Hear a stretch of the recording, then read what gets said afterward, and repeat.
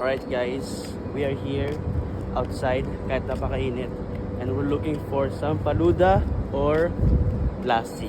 So let's go. Well, Yes, it's 42 degrees. kahit gabi, anong dito, 40 degrees dito. Yung simoy ng hangin, may hangin siya pero parang oven yung singaw.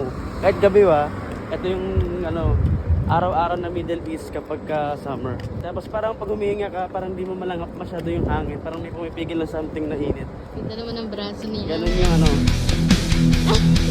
flex yan. Bye. Bye.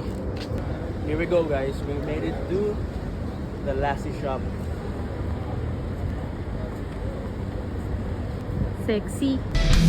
I think I want this mango agro milk for 12 AE.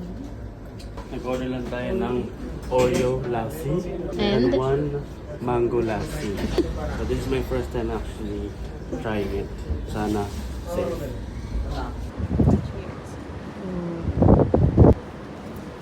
So here we go guys. Here we have the Oreo lassi. So, yung lassi muna. Okay.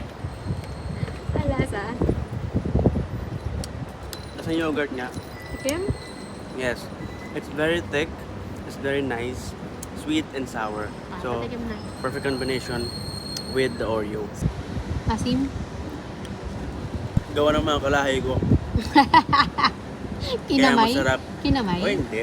Kapag sa UAE naman, meron silang dito, food and safety protocol.